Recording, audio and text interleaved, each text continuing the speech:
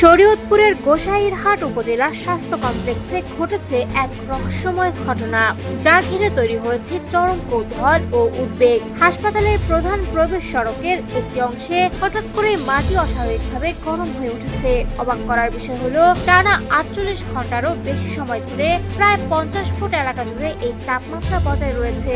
স্থানীয়দের ভাষ্য, মাটিতে হাত রাখলে তীব্র গরম অনুভূত হচ্ছে। খবর ছড়িয়ে পড়তেই ঘটনাস্থলে ভিড় জমাতে শুরু করেন উৎসুক মানুষ। অনেকেই ধারণা করছেন মাটির নিচে কোনো রাসায়নিক বিক্রিয়া, গ্যাস নির্গমন কিংবা অন্য কোনো অজানা কারণে এই তাপ সৃষ্টি হতে পারে। তবে এখন পর্যন্ত এর সুনির্দিষ্ট কোনো কারণ পাওয়া যায়নি। পরিস্থিতি পর্যবেক্ষণে ঘটনাস্থলে পৌঁছে গোসাইরহাট ফায়ার সার্ভিসের একটি দল। তারা মাটির নিচে গর্ত করে বারবার পানি দিয়ে তাপমাত্রা কমানোর চেষ্টা চালায়, কিন্তু আশ্চর্যজনকভাবে পানি দেওয়ার পরও উত্তপ্ত মাটি স্বাভাবিক অবস্থায় ফিরে আসেনি। ফায়ার সার্ভিস কর্মকর্তারা জানিয়েছেন, শুধু মাটির উপরিভাগ নয়, নিচ থেকেও তাপ অনুভূত হচ্ছে।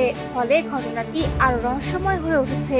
ফায়ার সার্ভিসের কর্মরত এবিএম বাসার জানান, বিষয়টি গুরুত্বের সঙ্গে দেখা হচ্ছে এবং তাপের প্রকৃত উৎস নির্ণয়ে বিশেষজ্ঞদের তদন্ত প্রয়োজন। এদিকে গোসাইরহাট পল্লী বিদ্যুতের একটি দলও ঘটনাস্থল পরিদর্শন করেছে।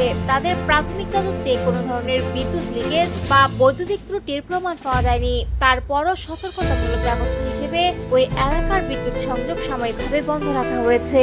হাসপাতাল কর্তৃপক্ষ জানিয়েছে, রোগী ও দর্শনার্থীদের নিরাপত্তা নিশ্চিত করতে প্রশাসন, ফায়ার সার্ভিস এবং বিদ্যুৎ বিভাগের সঙ্গে সমন্বয় করে প্রয়োজনীয় পদক্ষেপ নেওয়া হচ্ছে।